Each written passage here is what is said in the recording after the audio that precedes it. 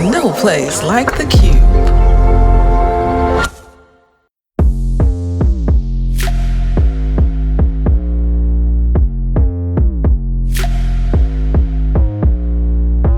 Hey, I'm Adell. And I'm Anna.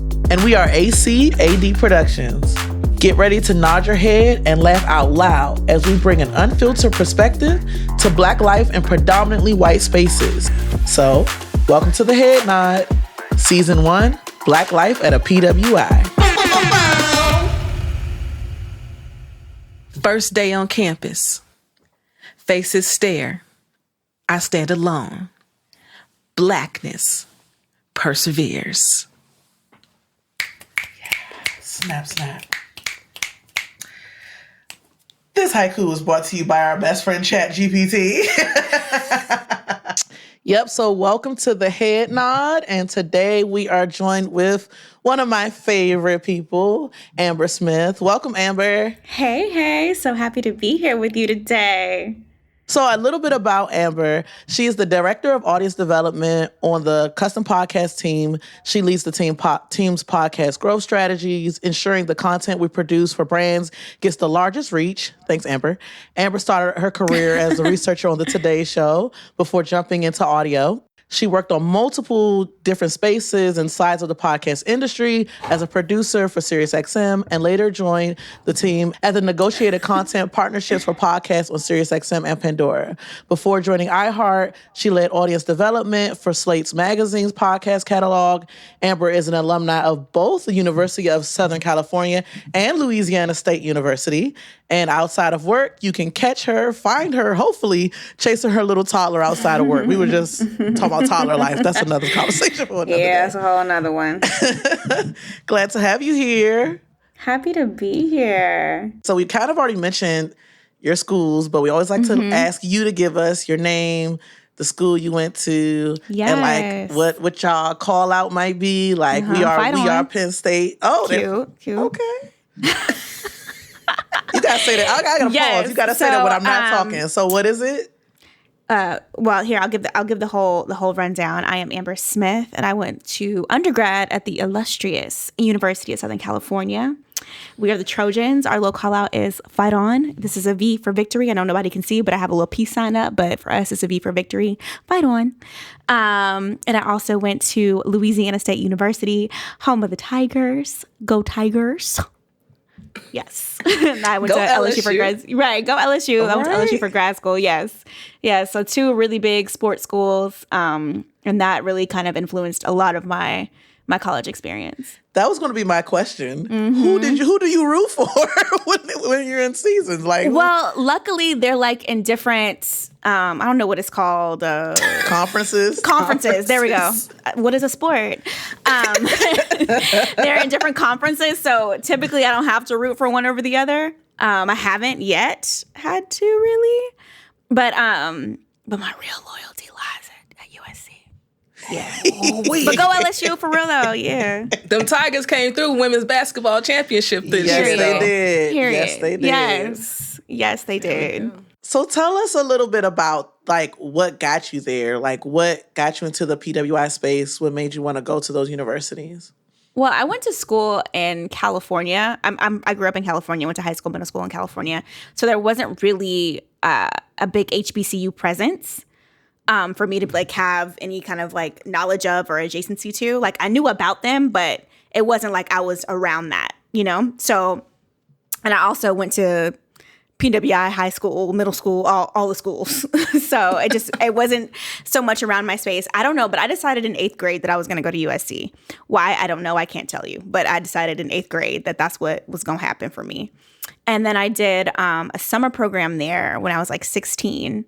Like a summer drama program at USC that I got into. So excited, hip. I met the person who would be reading my application, like who literally read the application from my like area of the state, and I was like, "Remember me? Like, you'll be seeing this." So like that was like my focus. That was my determination, and I remember getting in and the joy of getting the big envelope of like, "Oh shit, I did it. How am I going to pay for it?" fuck. That part. We can get into that later. There's some ghetto stories about how we made that happen. But yeah, so it was always my focus. I always just knew that that's where I wanted to be. You know, it's funny, like, me and Anna were talking about like school admissions now versus then. And I said the thick envelope versus the thin envelope. Yep. You knew if you got a single letter, you wasn't in. But if you got that thick, you ain't make it. Right. You did not make the cut, okay? You didn't make Just throw it away. Just throw it away. Don't even read it. Don't even need to read it. Oh, yes. So yeah, when I saw that thick one. So were your family, did they go to USC? I mean, No. 8th grade, it's kind of young to be like, that's the school I want to go to. I know, y'all. I know. It was just, I don't know if the Lord planted it in my body because I was part of my journey and my destiny. I don't know. But that's what I was stuck on. No, nobody went to USC around me. My dad didn't go to college, and my mom went to Southern University. So she went to HBCU. Yeah. Oh, wow. Yeah. So I'm surprised moms wasn't pushing it. Yeah, Moms didn't push the HBCU experience? Not really. And like, you know, my whole family is from Louisiana. So I would travel there several times a year still now. And I had Southern, you know what I did? I guess I was kind of exposed to it now that I think about it. Yeah, I don't know. I don't know. Yeah, because we are a big Southern University family. My grandparents owned a restaurant right outside the college that everybody would go to. They were super known in the community. You see how that would be expected that someone would be like... You know what? And I did try to go to an HBCU for grad school. I did try to go to Southern, actually. But the program that I wanted got unaccredited. Understood. Yeah. So I did try. I did try for grad school. But undergrad, like, I knew I was just straight focused on USC. Listen, 8th grade you was like, this is what's going to happen. Yeah. And so it was. Like, and so it was. So you kind of hinted and said it's a little bit of ghetto story to like financially and everything getting there. Yeah. So USC is dumb expensive. Dumb. It's a private school. Like, it's just dumb expensive. So I remember one year they and I was a theater major, y'all. So really? This is gonna help you get into the next part. So one year they like cut my financial aid by like $8,000, and I was like, oh, they can't do that. They can't do that. They just can't do that. So like I went up to the financial aid office, fully and seen, and told them that my daddy was gone. My daddy was gone. We don't know where he is. He's left the family. You cannot calculate my what is the paperwork you put in for your financial aid? Your FAFSA? You cannot count him on my FAFSA. He is gone. He is gone. He is gone, y'all. Tears, everything. I got my AK back. Oh my God. Adell, this is a new segment, yo, because financial aid. Financial aid stories at PWIs, it's a whole mood. Listen, we all had like our favorite person in the office. Like, went to. I would be in there every fucking semester. Yeah, every semester. That's family. You get to know all of them. I had to go full scene. Like I had to go all out. Few questions. How did you come up with this? And did your daddy know? Those are my two men. You know, I don't know if he knew. I think it was a plot that me and my mom did because he was a primary breadwinner and like his salary, I think he had made too much money that year and it was still like, you can't just cut $8,000, you know, like, yeah. Right. So I think it was a plot that me and my mom came up with, to be honest. I really don't know if he knows. I don't know if he knows to this day. He might know now if he listens to this episode. But I went and told them people that he was gone. That is so crazy. I think that's amazing. Go mom, okay? I kind of low key want a reenactment, but I'm gonna let you be great. Wait, I want to know. Did you like go full scene like there was a tear? There were tears because you were mourning. There was grief. Look, I had a goal. It was junior year. Yeah. I was halfway through. Y'all was gonna give me this money. It wasn't, So, you know, I had to make it happen. No, and I did. Thank you. Thank you. Thank you. We've all had to kind of humble ourselves and go to financial aid with something. They would have seen right through me if I would have did that. But kudos to you. That's awesome though. That is that's such a cool story. Thank you. Put that degree to work. Now, what was it like? Okay, so theater. Yeah. At a PWI. I mean, you ain't up in there doing a Raisin in the Sun. We weren't. At all. Y'all doing a Midsummer's Night's Dream? What was that experience? Yeah. There was one Black theater teacher, and I took every class she offered. She was incredible. And so in her class, we got to explore our works. August Wilson, Zora Neale Hurston, and Tazaki Stange. And like I was also president of the Black Entertainment and Theatrical Association. So we would also put on our own productions of shows that we wanted to do. So that's kind of how we kind of made our mark in that sense. But what were some of those shows? We did Ntozake Shange's Death of the Last Black Man on Earth. We held panels and screenings. A lot of my internships were in film. And so do you guys remember that movie Jumping the Broom? Yeah. With Yeah. So I worked in casting on that film, and so we did like a whole screening with all like the actors and actresses. We would pull in a lot of Black actors and do panels with them. Like we had I can't remember names right now because my brain be done. It's okay. But Uncle Phil. Okay. We had like a panel with like Uncle Phil. What's his name, y'all? Avery. James Avery. Chris Tucker. Another Black actress. I cannot think of her name, but like we would have panels with all of them. Y'all had a budget, right? No, we didn't. This is Hustle. This is Hustle. This is Hustle. Yes. Oh, okay. Anna, did you not hear her go to financial aid and say her daddy was gone? honey. But these people got booking fees. You got more than a Hustle. She probably called them and said, "My daddy gone. Come to this school and talk to my classmates." I didn't have to say my daddy gone with that. It was just like, we're still students and we try to learn and we try to be great in the industry too. I love that.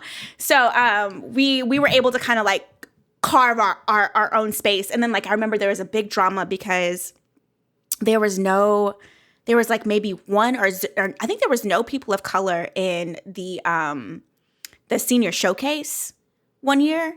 And we said, because you have to like audition to be in the showcase, and that's how you get agents and stuff.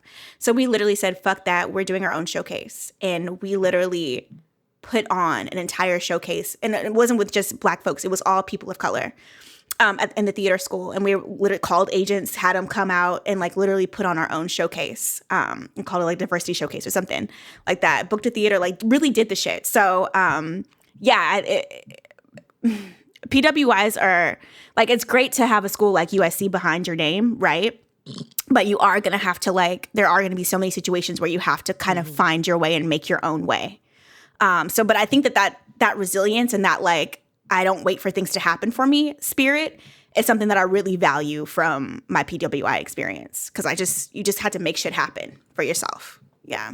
Yeah, I love that. It sounds like you were a bit of a campus leader as well, like getting all these groups together and folks together and stuff and creating like a space for Black students to occupy and creating your own showcase. I love that.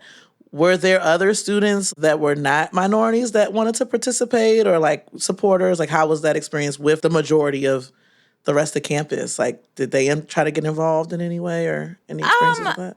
Only in positive ways, which was good. Like for the stuff that I was doing, never really had any pushback there was pushback with the showcase because it was like, oh, well, that's not official school of theater, shits. But it also got their attention and it never, the official showcase never happened like that again. So I know it was like, we just we were there to shake shit up and I'm really proud of that. And I'm really proud of the things we were able to accomplish here. Like the Black community was small but mighty. Like USC when I went was 7% Black and 5 of that 7% were athletes. So it was a very like small amount of us there. And for the most part, we were tight. Obviously there was always the stragglers who, don't connect still. But, for the most part, we had a pretty tight community. We had something freshman year, they had this floor called Somerville. And I know it sounds crazy, like speaking at LA, because people had talked about it like, is that racist? But we had like an African-American interest floor. So I only lived with Black people. Like I went to a PWI, but like I only lived with, like this floor was all Black people. That's dope. No, it was so necessary, honestly, having that PWI experience to be able to come home at the end of the day and just be with, can I say niggas? Can I just I don't know if I can say that. Hell yeah. Do you? And just doing this, like, Yeah. I ain't gotta explain my hair. I don't have to explain this, that, or the other. Like, I can come home and be myself. You know and have what? people who speak my language. Yeah, and honestly, it helped with retention rates for people of color. So they had it for African Americans, they had it for Latinos, and they had it for other different interest groups. Like they had an LGBT one. Like, so it was really cool to everyone on that floor was like click tight. We would all go to parties together. We would all, some of those people are still my best friends today. So that was one really cool thing about USC. I don't see that as racist at all because in my experience, we all end up living together anyway. Like we all end up especially when you do your room assignments the next year, you're picking your folk. We all picked each other anyway. So it's like the school just did the work that y'all would have ended up doing anyway, I feel like. And they did it for freshmen. It was only for freshmen could live on that floor. And then afterwards, you said you have your group of folks and you just move on to the next whatever together. But yeah, it was really cool. It was really cool. I think it's really thoughtful too. Yeah. Like big ups to the residence department, at USC for that, right? Yeah. Because when you are, I'm just gonna say 2% because athletes live in a different world on campus. Yeah, they didn't live on Somerville. They did not live on Somerville. They got their own schedules, their own world, their own room, own buildings. Their experience is just different. So you really got 2% of y'all, right? In the midst of all these other people, and you, at the end of the day, you need to be able to find your people. Yes. I think it's not racist, it's inclusivity. Those are two very different things. Thank you. Like, that's what inclusivity looks like. Yes. Absolutely. Yeah. And honestly, a lot of people are coming from environments that look all the way like them, like how Somerville looks. So it's to have that after a long day of school and dealing with, it's like, you know what? Let me go over here and not have to explain why I got a bonnet on my head laying around like this right now. Like, let me be and great then, right now. I don't know if y'all had, at USC, it was called a CBCSA, the Center for Black Cultural Student Affairs. Mm-hmm. But they, drilled us, too. Like, they really, Corliss Bennett, I'll never forget Corliss. She ran the CBCSA. She knew each of us by name. Mm-hmm. Wow. And, during freshman orientation, we had to go there and, she taught us, if you're Black, you have to sit in the T-zone in classes, which means in the front or right up the middle.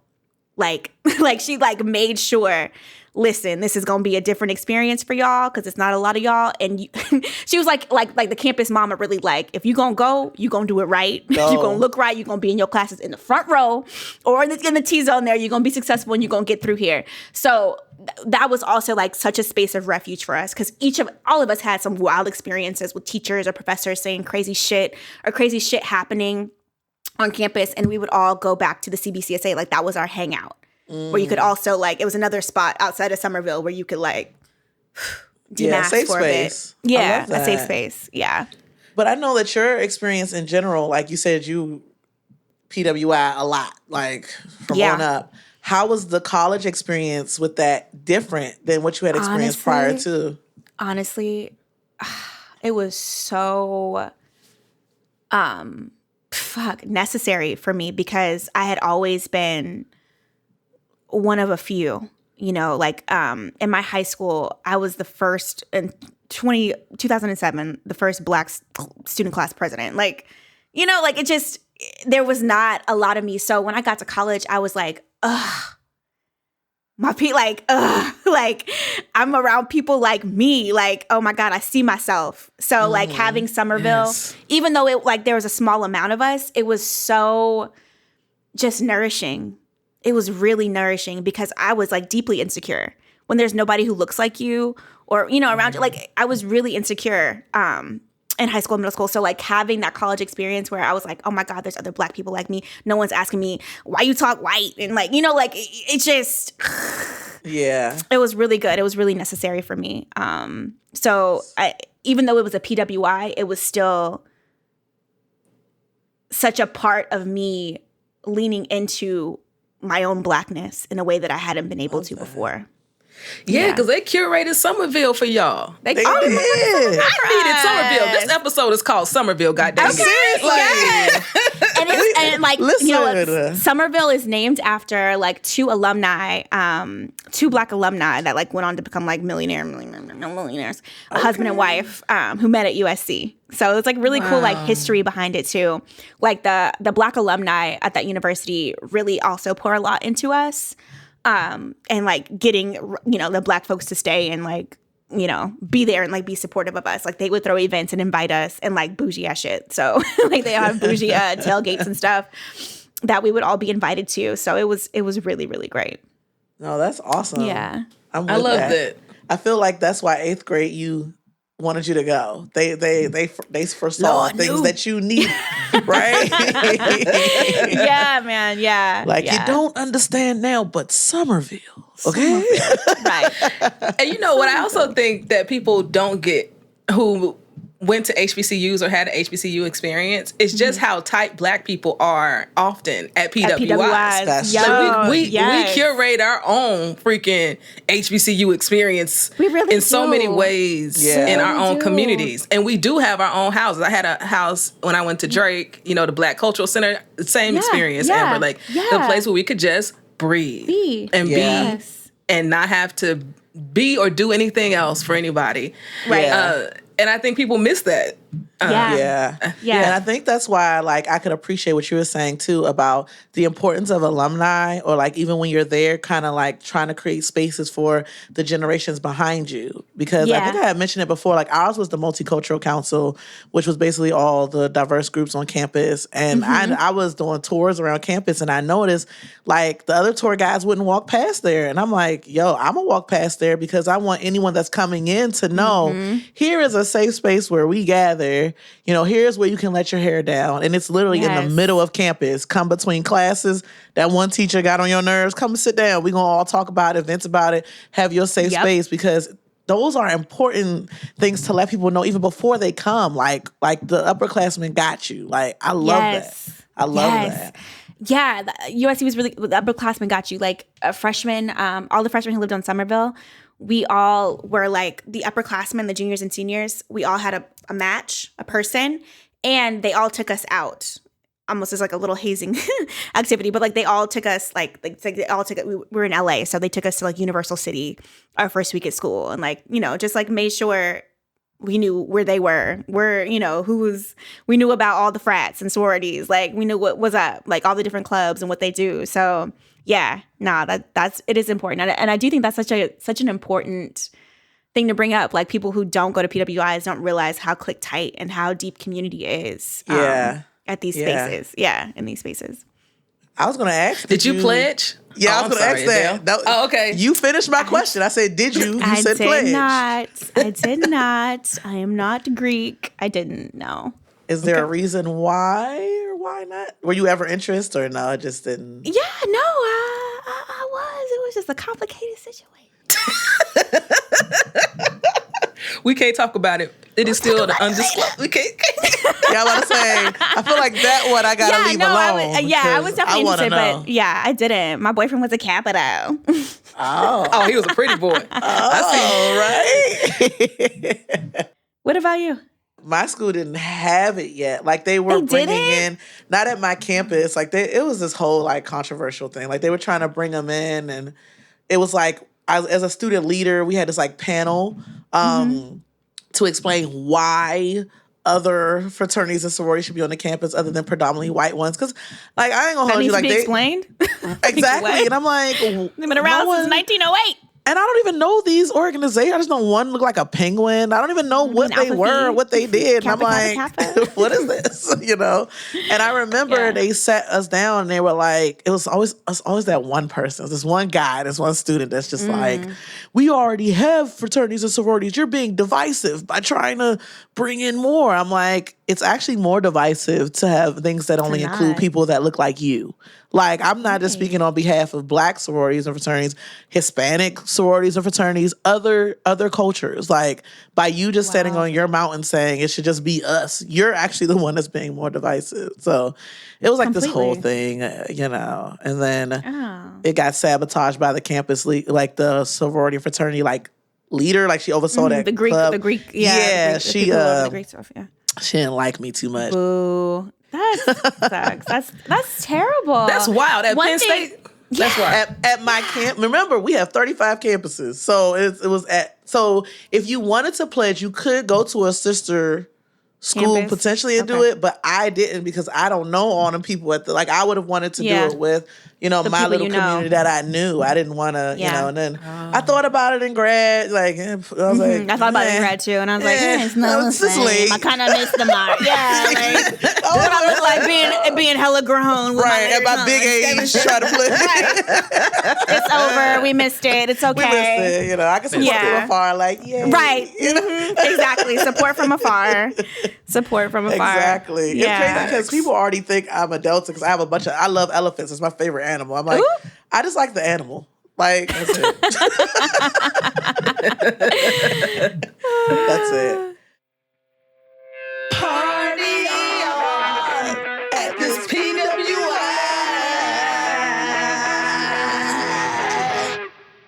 So we kind of mentioned it a little bit. We're going into our different segments. So rock on, just one of Anna and I can say it. I think it's safe to say one of our favorite segments, where you think about or mention a song or share a song where you might not have otherwise known about it if you had gone to a PWI or you learned about it at a PWI. What would you say? What would you say your song?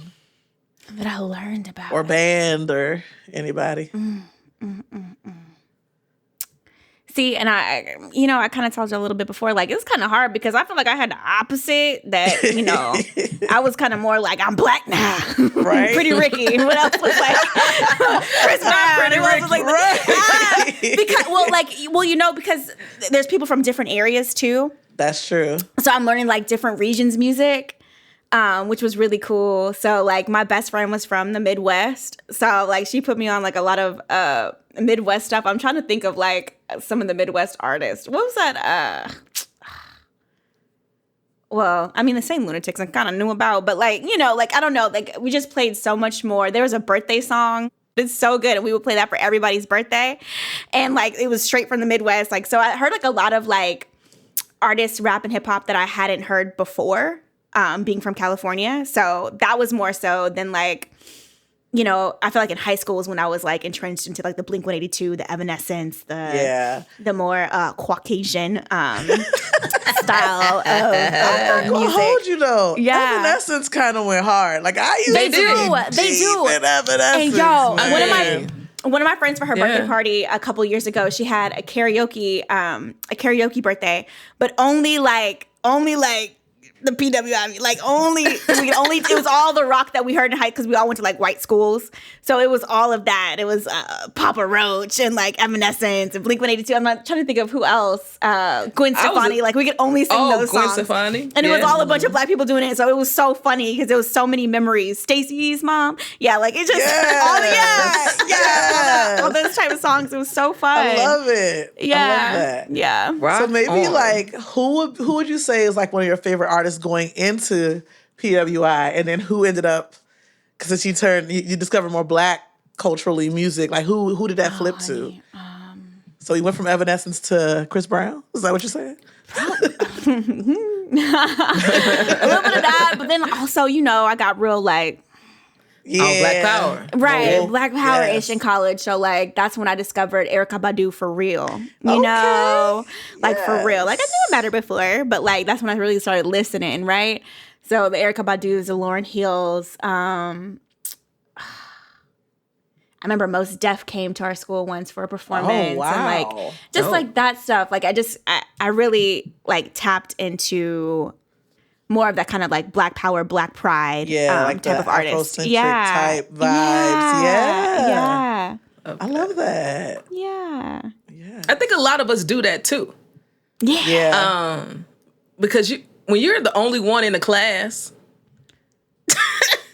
there is just something that happens and you just like, wait, you ain't about to do my blackness right now. Yeah. Like there's just something that I think just happens and you don't even realize that you're just like, oh, I'm black. I'm blackity black. I'm black. And then I don't know about y'all, but like freshman year was also the first time that I took like a real Black history course. Like I took this course called History of Black Social Movements by Professor Robert Kelly. I still remember it. And like, that's where I was like. Not R. Kelly as your... Robert, I know. Well, not that. Come on now, dude. Not that one, but that's funny. It's funny that we're talking about black music and then that was your teacher's name. Damn, what a transition. What a transition. What a transition. But yeah, like that was the I'm just gonna guess Professor wasn't as problematic. I'm just gonna guess. We're just gonna say Amen. He was not. He was not. He was not as problematic in those ways. No. Right. And this was a black teacher, right? Yeah. Yes. And so I could appreciate that because like my first year, the African studies teacher was a white woman.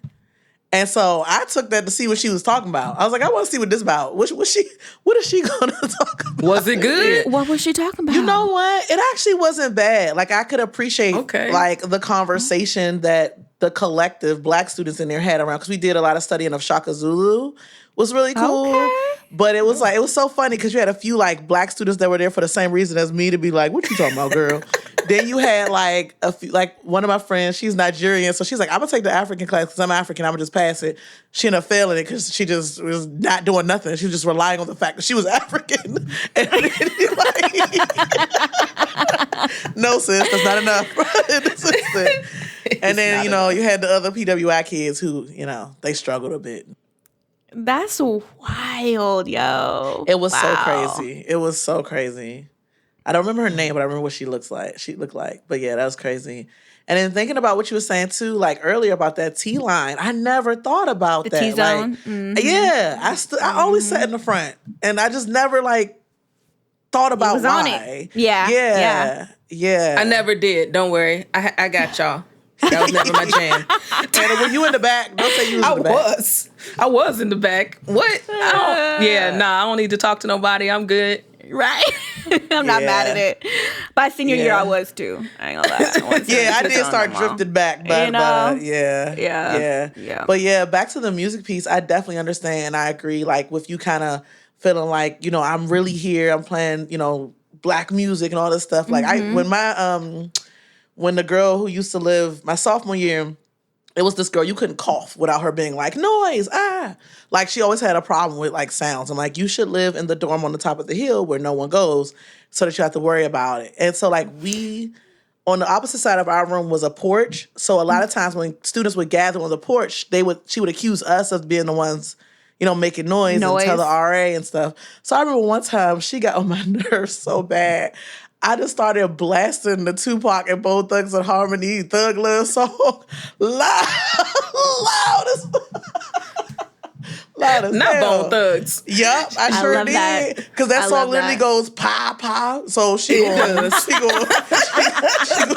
about to knock at my door. She not knocking at my door. She's scared. You're right. She's scared. Right. Absolutely. She didn't knock. I mean, I ended up getting a notice because. Oh, no. Of course you gotta notice. I gladly accepted. It was like, she was saying you were playing Tupac very loudly. Absolutely, yes. You were playing Tupac very loudly? Very loud? Yes. I had to. I had to, because it's just... Yeah. I don't know. It's like, you meet some students, like classmates or whatever, and like white folk that are like really cool, and then you also meet the what's now known as the Karens. And she was like... Yeah. Very much that. Like, I remember one time we weren't even in our room and we came up and she was knocking on our door to noise complain. I'm like, clearly it's not us, sis. Like, leave your room. Even there. Go to the library. Go home. Go home. Live off campus. Right, exactly. Like, this is college. Oh gosh, like, stop. It was ridiculous. It's terrible. Yeah. Oh my God, we had the funniest PWI moment, like thinking about sophomore years when, you know, Obama first ran for me. It was like 2008 was my sophomore year. So first time voting, all that stuff, right? Yes. And I remember when he won. Because we were all like in our apartment like, yeah. The white girls from next door came and knocked on our door and they were like, congratulations. Not the whisper. Oh no. Like, hey guys, congratulations. They're like, we're we believe in change too. Right, like, bitch, you're president too. Hey, you're president too. You should have. Oh, it wasn't out yet. I wanted to say you should have started blasting "My President is Black," but we Jeezy did. hadn't made. We did. Yes, we did. Love that. Oh gosh.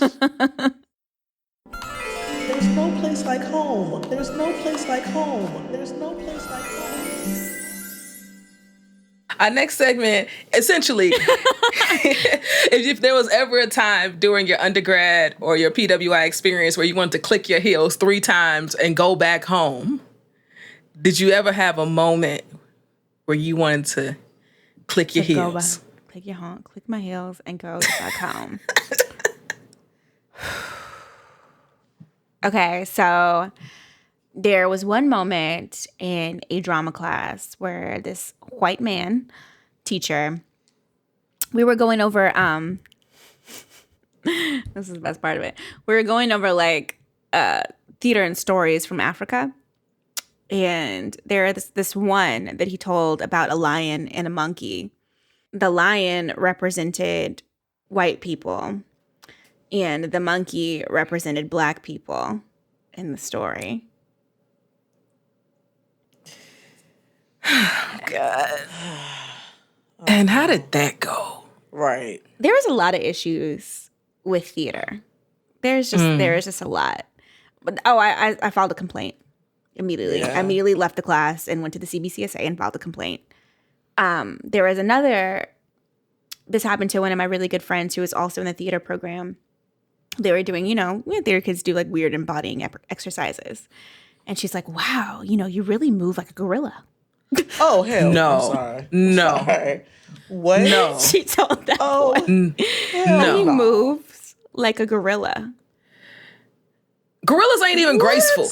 Yeah, we clicking heels. You clicking heels and going home. Mm-hmm. Yeah. It's time to go. It's time to go. That's crazy. Need a break from y'all. It's time to go. It's time to cut up. It's time for all of that. No. Mm-hmm. Yeah. Oh, Yeah. Those are probably no. like the 2 experiences that I was like so deeply uncomfortable with. And was it like a few of you guys that went and collectively complained? Yeah. Or, Mm-hmm. Yeah. Good. And that was, and then like one time, I can't remember when this happened. I think it was during Black History Month. Oh, but some dumbass white kids put threw cotton in the CBCSA, like cotton balls. What? Mm-hmm. They come up with some wild ways to be racist, okay? Wild ass ways to be racist. Take the time to follow through. Like you went to the store and bought, like you took balls. the time to invest in that. Ugh. Wow. What did y'all do? Yeah. I can't even remember what happened. Yeah. I don't really remember what like the outcome was of that. Besides, I want to say that we like protested because I think that was also college was my first experience like having any kind of protest or doing anything like that. Same. So I'm pretty sure after that we had like a protest, but I can't remember exactly what it looked like. But I remember like wearing all black.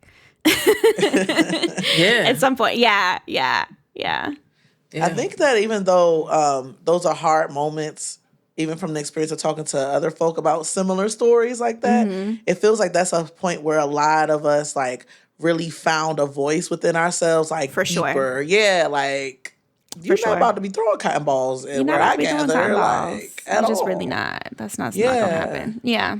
No, I know I definitely became more resolved around the fact that I am here for Black people. Yes. Yeah. Yes. Even more than I was before. There's a deeper understanding. Absolutely. Completely. There's definitely a deeper understanding there. Yeah. I have a question.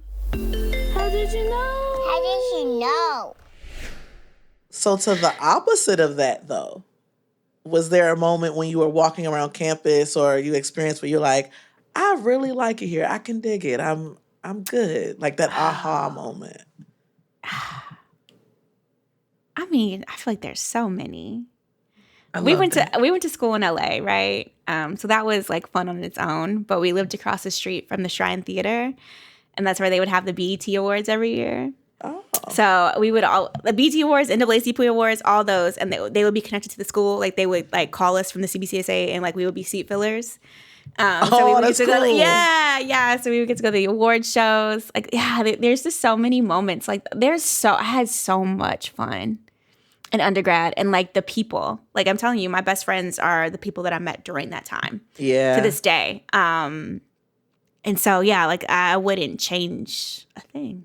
Because like you said, all of the stupid experiences are what built my voice and built a lot of confidence and resilience in me. So, gosh, yeah, I'm trying to think if there are any other specific moments. There's just so many.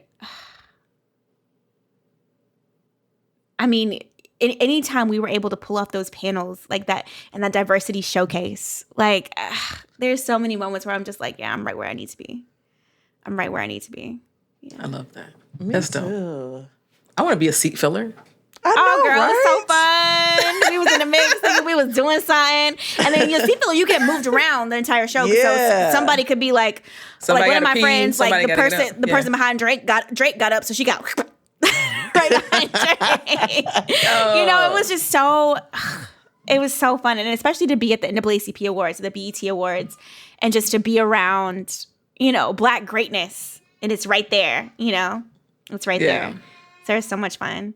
Our football games, like I didn't even talk about football games. Like the tailgates were crazy, and then like a lot of celebrities would go to our football games too. And I remember Suge Knight used to always come. To the game. Suge Knight was at the games. Suge Knight would always come to the games. Suge Knight would always come to the games. And y'all, he had like a little twitch. No, so he'd be like standing at the on the. What is a sport? what is the sidelines? The sidelines. And he would just be sitting there and like, you know, twitch every now and then. Snoop Dogg would come to football practices, so he would be on campus a lot. Like it was just such a cool place to be in that sense. It's LA. Right? It's LA. And like LA didn't have a football team at that time, so we were LA's team. You know, I never thought of that. Yeah, that's awesome. Sense. Yeah.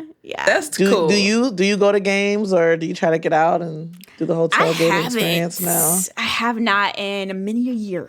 Yeah, I haven't been back for homecoming or anything, which I really want to.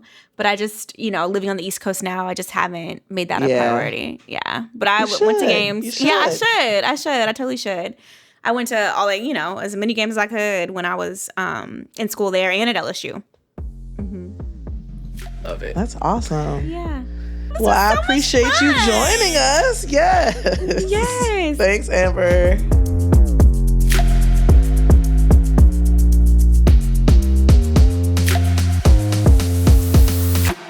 Thank you for tuning in to the Head Nod Podcast. Don't forget to subscribe and follow us on the Qube app and at DCP Official across social. Family, follow my sis Adell at I am Adell Coleman across all socials. And follow the coolest to ever do it, Anna DeShawn at Anna DeShawn on all socials. Listen wherever you get your podcasts. And if you really dig it, leave a rating and a review. Keep nodding your heads with us. Until next time, this is the Head Nod.